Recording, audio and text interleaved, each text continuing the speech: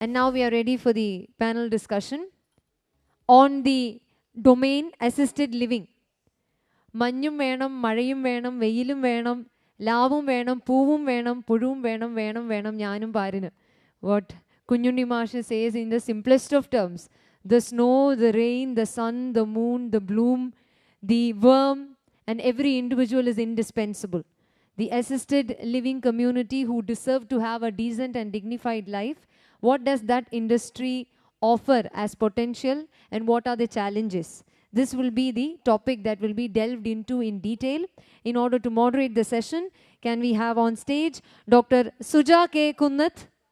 Heartiest welcome to Dr. Suja K. Kunnath, an accomplished professional with 23 years of experience in speech language pathology and audiology, and currently serving as the Executive Director and Principal at the National Institute of Speech and Hearing. Dr. Suja will be steering forth the conversations. Welcome. With the permission of the moderator, may I also invite the panelists? Madam Suja, may I invite the panelists too? We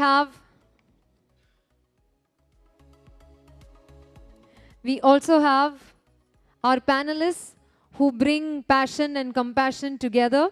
Dr. Karthik Narayan, Managing Director, Athulya Senior Care. Good morning to you, sir, and welcome. A physician with 15 plus years of experience in geriatrics and hospital management. He has held leadership roles at prestigious US health systems like Dignity Health and Kaiser Permanente. An MBBS degree from Sri Ramachandra and MHA from USC, complemented by an executive program at Harvard.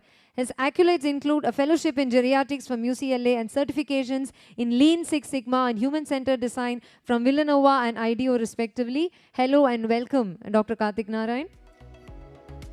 Joining the distinguished guests on stage is Mr. Tom George, founder and managing director, Guardian Angel Homecare, registered with the Ministry of Corporate Affairs. He's currently associated with 3 companies and is also the director of Varuna Management Consultants Private Limited and Guardian Angel Institute of Caregiving Private Limited. Hello and welcome to you as well. And of course, we have one more expert who will be joining, Mr. Babu Joseph. Hearty welcome, sir. A media expert featured on platforms like Jeevan TV and NDTV, excels in corporate consultancy for KCACS, Amrita University, among others. 4 decades of experience. He is adept at cultivating profitable relationships, steering business growth, and transforming enterprises into forward-thinking entities. This is going to be an assembly of authorities in the field. Before I invite the moderator to take over, I also have a tiny little announcement to make. May I remind you that you will be able to collect your photographs today just by scanning the QR code on your badges. We have again taken the help of AI technology, so once you scan the QR code, the AI will do the rest. Just make sure that you take a selfie and upload and you will be able to collect the pictures. We want everything now. So we thought, why not? We will also join the bandwagon. That is just tiny little announcement that I wanted to squeeze in. And now we are all set to listen to deliberations on Kerala and its silver economy, potential and challenges. Dr. Suja, over to you.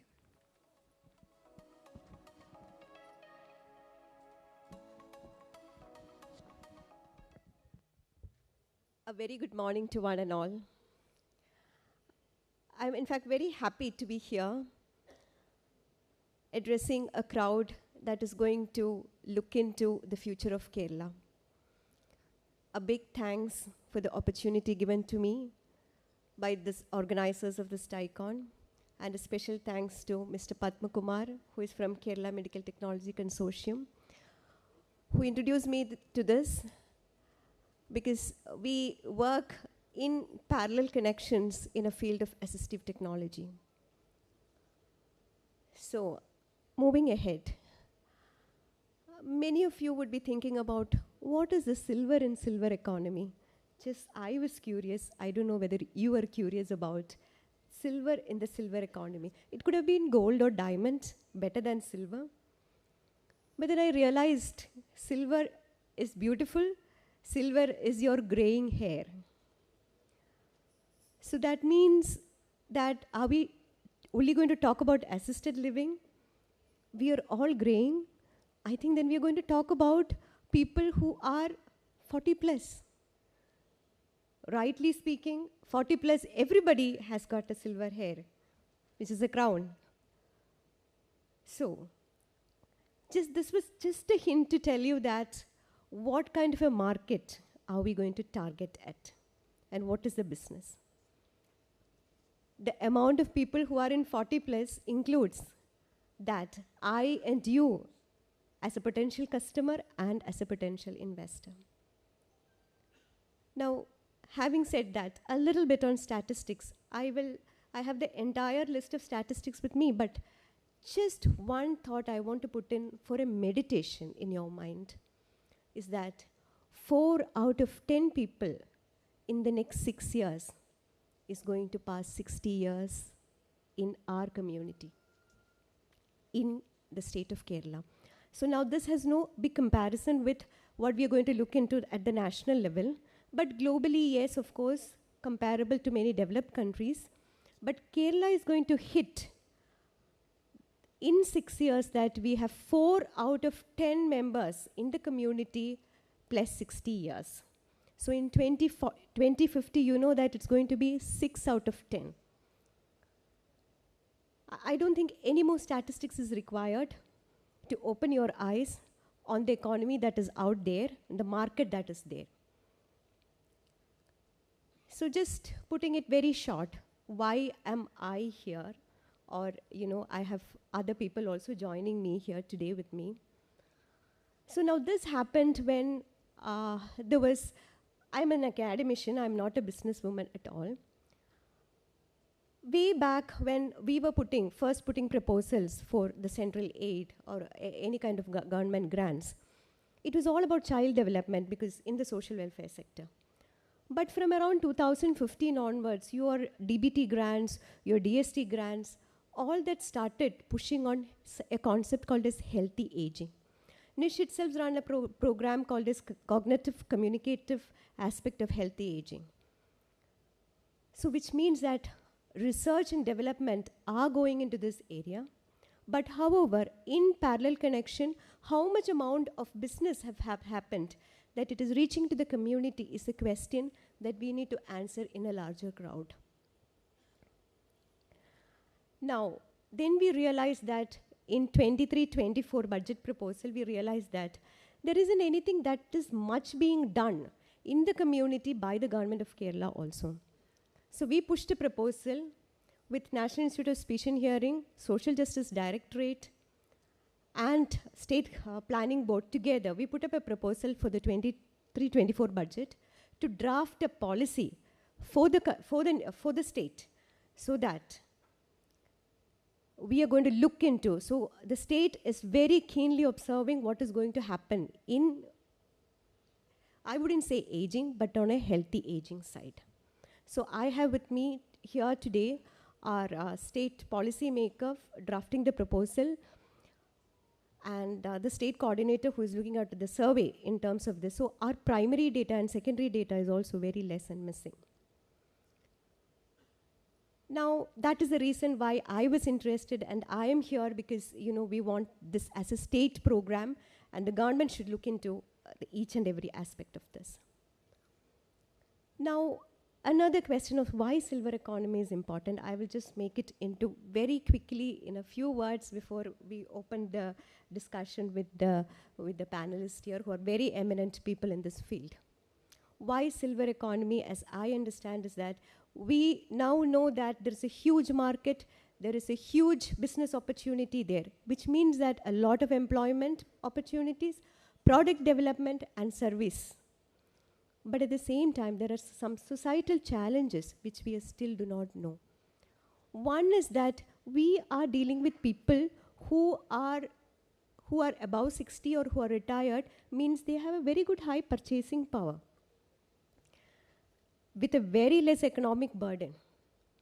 and wanted to lead a meaningful life. So by then, you know, those cat and race would have got over, and people would have got settled. So they are going to think about a meaningful life. So that is where we have to pitch in for an active living style. So however, there are certain concepts which we need to think about. Now, upper class may not require any of these because they might have their own standards in dealing with it. But middle and upper middle class who have saved money want a meaningful investment and a meaningful life. So which means that we need to look into what is the potential sustainability of the pension schemes which the government is running, or which are the programs that we are running. Second thing that we need to look into is that what is the cost of medical cost that is going to go up. Third thing is that there should be a good policy within the state so that there is innovations, entrepreneurship that will flush in so that there will not be any difficulty in carrying out business in this area. So these are things which are in the larger framework. And when I said about the societal changes, again, we need to think about the stereotypy that is existing within each one of us. When we talk about an active living or a retirement home, is it an abandonment by the children? No. So that kind of a thought pattern have to be developed within the society, because in the next few decades, Kerala's economy is going to be also dependent on people who are in the silver economy sector or people who are aging.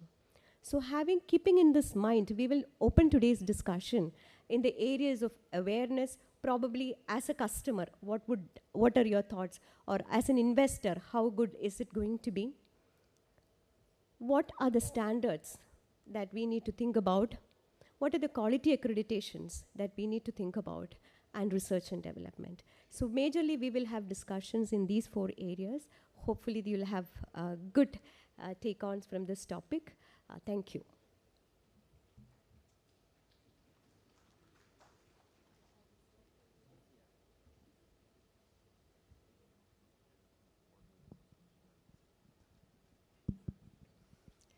So today, the panelists, the MC would have already spoken about. We have very eminent entrepreneurs who are running successful business in this area. People who have looked into the quality standards, people who have looked into how policy can be drafted. So I now pass on to Dr. Karthik Narayan to introduce himself. Thank you, ma'am. Thank you, firstly, TiEcon Kerala for inviting us to be here. It's a sector that's less spoken. I'm glad the TiEcon's entire committee has looked into this as a theme, and which is not as glamorous, I would say, as other sector, but it's taking his attention. Quick introduction, I'm Dr. Karthik. I'm a member of the National Human Rights Commission for the Elderly, and I'm also the Managing Director of Athulya Senior Care. We are into taking care of seniors from the age of 60 till end of life. Assisted living is nothing much taking care of elders who cannot manage their day-to-day activities, and that's the space we are in. We are across South India, and Kerala is our newest venture. We have opened our facility here, and as on today, we operate close to 1,000 beds. The theme I've been seeing, I'll let all our panelists kind of give introductions on what we do, so that's the first step. Sometimes the community doesn't know really what is available out there for the seniors they love for, and where do they go, whom do they choose, on what basis do you choose, and for that sector to grow, what policy is required for its growth, and between the facilities, how do you pick, who do you pick, what are the quality standards available. So some of the things that, along with my industry friends, I will be speaking about. I'll let the panelists introduce, then we'll get a little deeper into the conversations. Good morning. I'm Tom George, Managing Director, Guardian Angel Homecare. First of all, thank you, TiEcon Kerala, for inviting me for this, this discussion.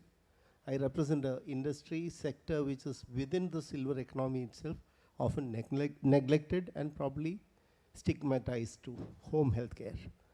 Now, thank you, TiEcon, for selecting this particular sector, silver economy. Now, assisted living, my friends on left and right represent institutional care, whereas I represent out of hospital, in-home care services. We provide, in Guardian Angel Home Care, we provide professional services in the areas of non-medical care, medical care, and rehab therapy, all delivered in the comfort of your homes, adopting best practices and international standards. Everything is documented. We are accountable for whatever we do. We also provide innovative diagnostic services like X-rays at home, breast screening for early detection of breast cancers. All of that is again available at home. I think I'll not take more time on introductions. Let me pass it on to Babu also. Good morning to one and all. Thank you, Tai, for organizing this and taking up this subject.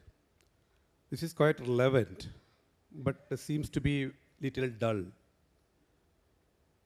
I am Babu Joseph, basically a media person, tend to be a promoter of a retirement home.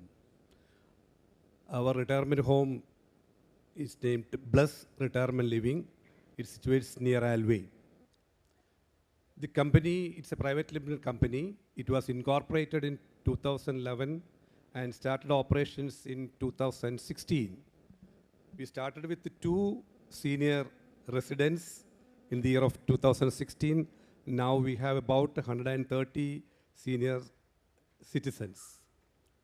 There are about 190 staff members. Probably, as our moderator rightly said, more than half of the participants or the participants of this hall is above 40. What are we talking about the silver economy? Is it a profitable venture or is it only a charitable affair? Earlier times we were aware of old age homes where the senior people are dumped. At the same time, we are aware in Western countries there are a lot of substantial senior care or retirement or care homes. But in Kerala, it was not the case. We came across a lot of stigma against this silver age in the earlier times. Now it is an accepted fact that once you're getting older, you have to move into a care home where you will be looked after well. And you can keep up your own esteem, your own priorities, your own choices, everything intact. Because the whole organization is meant for you. Even not in your own home, you will be not that prioritized person. Once you get retired, you will be sidelined, and the priorities will be given to working hands or learning students or something else. So it is a normal practice in every home. But in a retirement home, the whole system is meant for you. Everything is prioritized for you. From the infrastructure, the geriatric friendly infrastructure, your day-to-day engagements, your hospital assignments, everything will be taken care of by the qualified and competent people. So it is high time to think a paradigm shift in this area. So I limit my introduction by saying that. Thank you. So I think, thank you panelists. I think we'll straight away move to the discussions. We will start with the societal change that is anticipated, any kind of strategic involvement that is required for change in the thinking pattern of the society. What are the challenges currently that we are facing in terms of when talking to people about the retirement homes?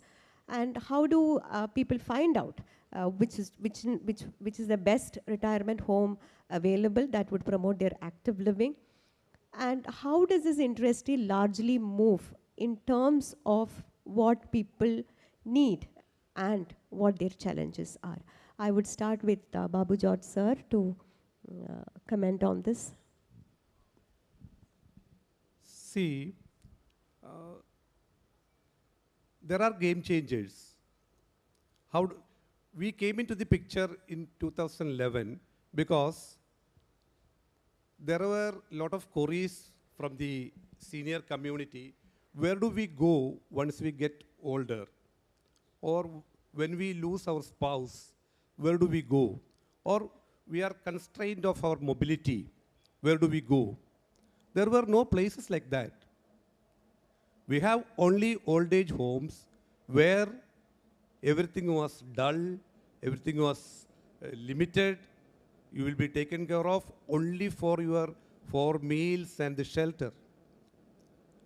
At the same time, we come across so many developed care homes in West.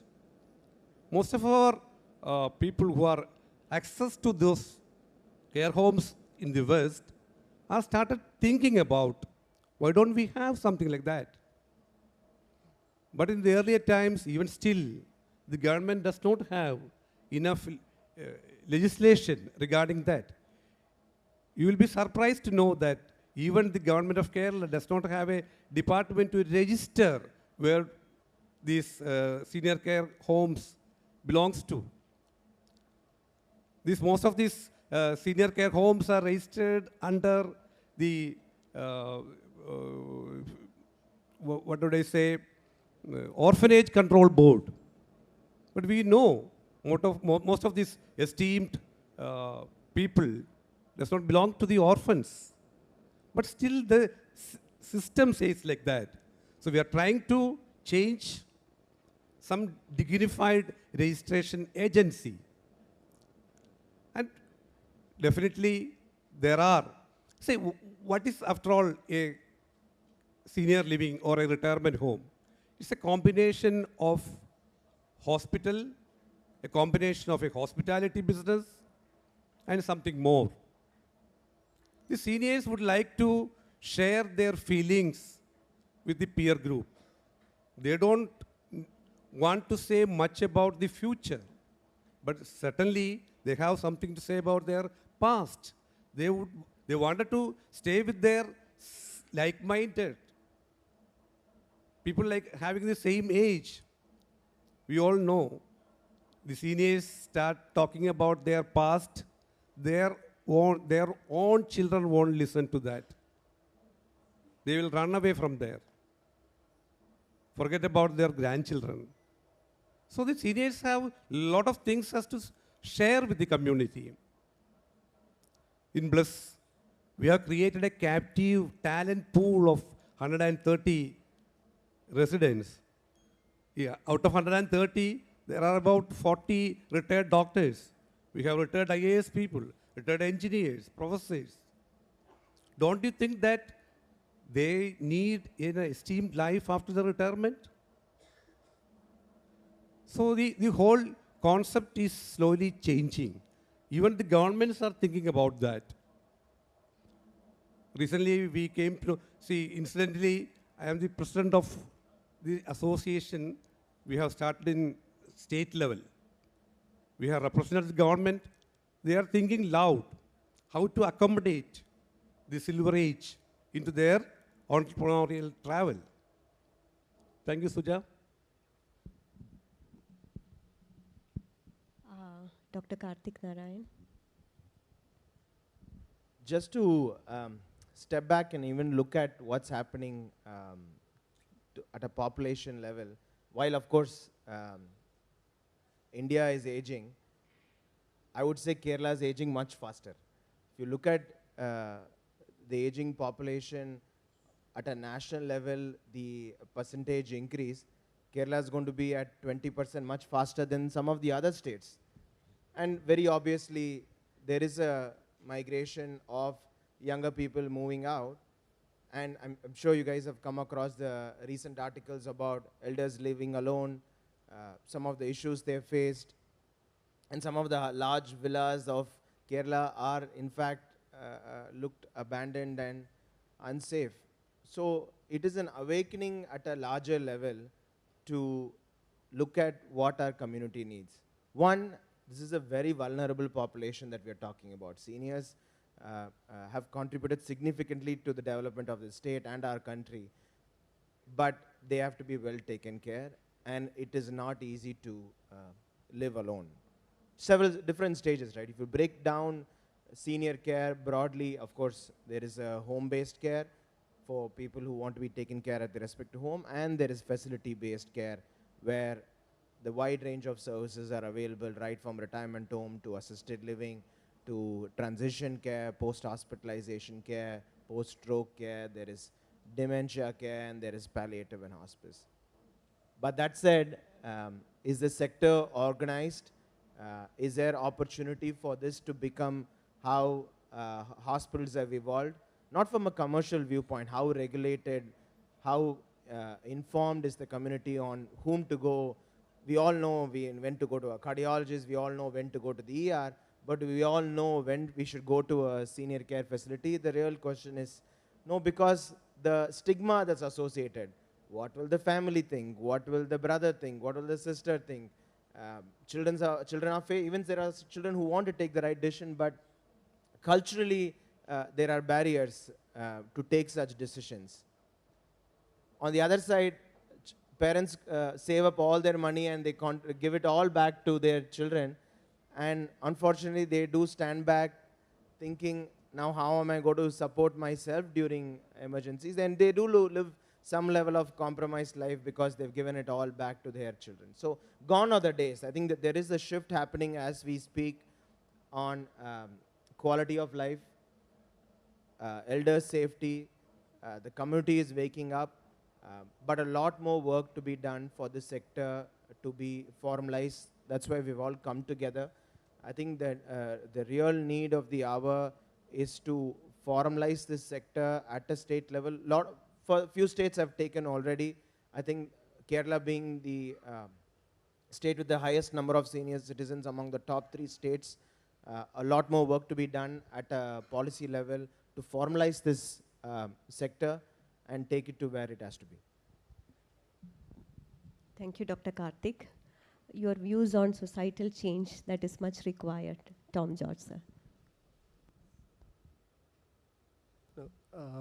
I think both of them have spoken again about the institutional care. I come from the home health care background, and home is where we would like to be, honestly. I mean, if given a choice, I would like to be at my home, taken care of by people who understand the subject and who know how it should be done well, and surrounded by my loved ones. This is how I would like to ideally be. Now, there are very many things in terms of, I'll go back a decade. 2012 was when we started home health care, professional home health care, something that was not, everybody will tell me a home nursing.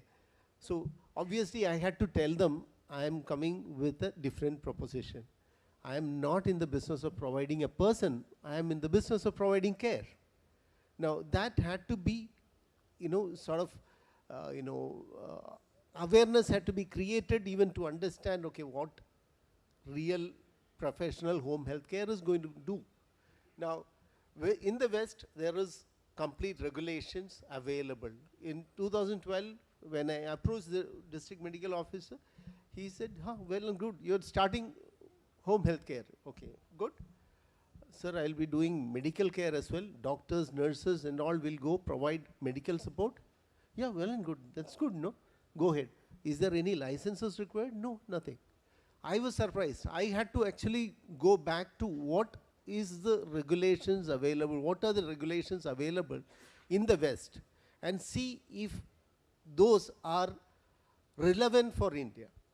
Need not be mandated, relevant for India. If it is relevant, we would go about doing them. Like one example I would say is professional indemnity. Professional indemnity is something that doctors have In a hospital, if some mistakes do happen, and if there is a litigation, the doctors are covered by the professional indemnity insurances, hospitals are covered by professional indemnity insurances for hospital. In US, if you want to start a home care company, you need two insurances upfront before you can be even given license. One is professional indemnity, other one is the fidelity, which we know about the theft part of it. In fact, in 2013, New India found, for some reason, they found our demand legitimate, and they created a product for the home care. That is how we even went about doing the service. Now, what I'm trying to say is, that was then. As we speak in 2023, it is still the same. There is no regulations yet. Yeah, you can go register in the health department, you can actually start a shops and commercial establishment. There's a license that is required. You can start your business. You will need biomedical waste management on certificate and registration that things are being taken care of. Now, that is not sufficient. Have any of us ever thought, at least I would ask the audience, have you thought, you all have heard about home nurses coming home, and most of you would have even availed the services. Have you thought that, okay, they should be medically screened? Not just once, every year. They could be having TB, hepatitis, they could even be HIV positive. They are not people who should be allowed to work in this particular community. I'm not talking about castigating them from the society. No, sorry. No, that is not what I mean. This is a vulnerable community. It is elderly, patients, or somebody who needs close attention in close proximity. You really need regulations to ensure that people who are getting into this business are employing people who are skilled. So there should be a skill mandate, guidelines should be there. There should also be clear mandate as to how it can be started, how a home care organization can be started, registered, and how it should be run. What are the licenses, what are the insurances that should be there? There should be something of that kind. I represent that side of the things, so that's why I thought I'll talk about the regulations within home health care. Thank you. So maybe I think there is a long road to go. Could be that there are no possible regulations and policies would be one reason why there are no many standard homes that is available. So probably making a societal change in the attitude can come in only as a part of a collective social responsibility of making people understand that active living is what we are looking at. And also that probably it has to start by around 40 years. Only then, by around 60 or even above that, you start thinking about how well a quality of life of a senior citizen can be improved. So I think that's that thought, that seed has to come in from the beginning, maybe not after the age of 60. From the beginning at around 40, we have to think about a successful, meaningful old age. So thank you very much. On to the next question, or next discussion on the quality standards which are currently available. And how we just heard that Tom George sir just completed a little procedures on how has he improved his quality standards in the home healthcare sector. So we'd love to hear from you on specific aspects that you introduced in quality management systems. See, again, the question was like, when we started, we wanted to do it right. So to that extent, we approached NIBH asking, do you have any standards, any quality standards? No, they said, no, we are too busy with hospitals and labs. We were not planning in the near future for any standards to come. Luckily for me, after 2 years, the person who was the CEO there at that time in NIBH, he resigned from it and he started Quality and Accreditation Institute in Delhi. And we are the second organization in India to be accredited, and we are the first ones in South India to be accredited. There are 2 organizations, as far as I know, currently providing accreditation for home health care. One is Quality and Accreditation Institute, New Delhi. They all do for even countries other than, organizations outside of India, and the JCI. Now, those are the two organizations. JCI is an international body who has a home healthcare, certification, accreditation program already. They had it even before. All right. So, to that extent, what I would say is, there are places where, there are organizations which are interested in doing it in the right manner, but we don't even have a guideline available. So we are fetching ourselves, we are trying to see, what can differentiate me, and then we are going ahead and doing it, and then still, competing in the same market where people would actually cut corners to. So that is a challenge. At the same time, I think, as a person who started something as a pioneer, I think the challenge itself is that entrepreneurial challenge that I took up. Because there are no regulations, obviously there is a huge opportunity available to bring about something which is new in the market and make it successful. I think it took us time, but by and large, we are self-sustained. We actually are in the growth stage, and we were lucky to be even selected for Stanford Seed Transformation Program in 2021. We are the first and only organization so far from home healthcare to be selected for South Asia and Africa. So to that extent, there are some gratitude that we have when we sit here, but still the struggle is not yet over. It is still a very, very early stage in the journey.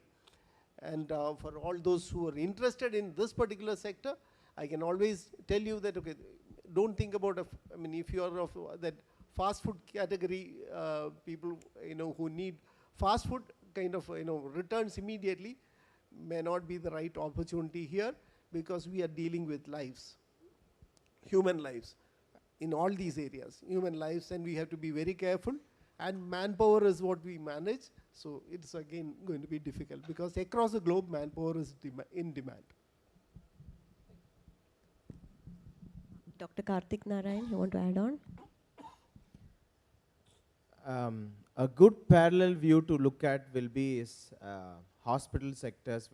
Very specific, if we go into institutional care or facility-based care for seniors, at a larger level, close to 7,000 odd old age homes exist in India, and very specific to Kerala, around 600 to 700 old age homes exist.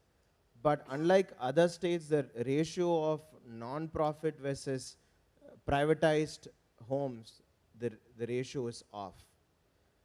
So that leads to a question of privatization of senior care and quality accreditation.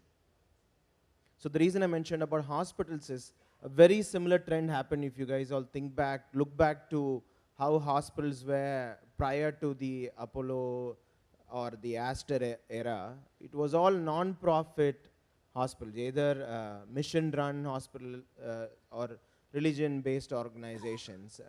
Corporate private healthcare or a public-listed healthcare companies were very few.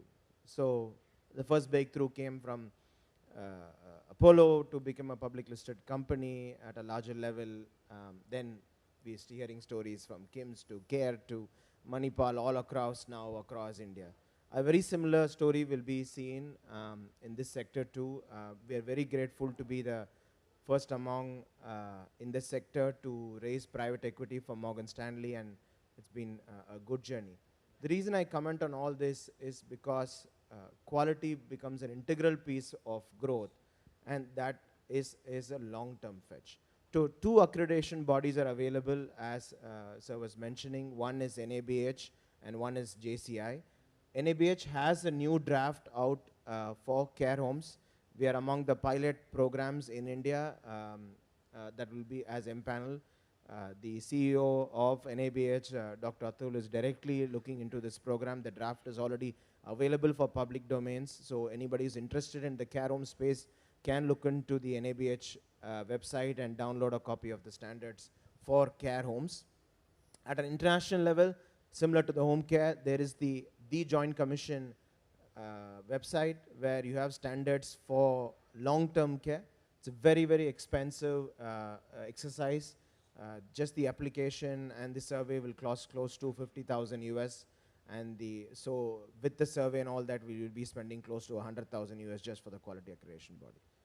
While cost is a factor, unfortunately, this sector has today, I would say, occupied by a lot of unorganized players, which gives them probably a cost effect. I think while evolved operators are working on quality accreditation, I think it will be important for the public to question that when somebody is trying to sell you a service, what processes do they follow, what quality accreditation do they follow. It will be very important to protect yourself and for the sector to get evolved. Ask Babu sir. Certainly, the quality standards is an essential part of running any organization. As far as BLUS is concerned, we are accredited by Common Age Australia because it's a stringent accreditation process. They went through all the details of our activities spread across 12 departments. So it was a detailed process, and we got the highest grade, platinum grade, for the quality assurances. So unfortunately, in the state and the national level, we don't have much accreditation process or agencies, but we are in the process of getting it done. See, we all know if something happens to a senior person in a home or his own home, nothing comes as very fussy. We can take him to the hospital or we can give some medical aid. But it happens in an institution, lot of issues will be there. We will be answerable to so many agencies. We are answerable to the society, the community. So the accreditation and the quality registrations are very much essential for the smooth running of our institution. Well, I come back to entrepreneurship and senior care homes as a business model. As Mr. Tom rightly said, unlike in the real estate segment, it doesn't make quick money. But it's a noble business. It gives you returns. We have created a business model. So the investments will paid back in 6 to 7 years' time. But you have to wait for that. But lots of challenges are there. It is very difficult to cater to the seniors because we know if a grandpa or a grandma is in our home, how difficult it is to maintain or manage them. And again, we know the dementia and all other related disorders. Most of our children are incompetent or not equipped to treat them at home because it all needs specialized trainings, patience, experience. A lot of things are required. So we always suggest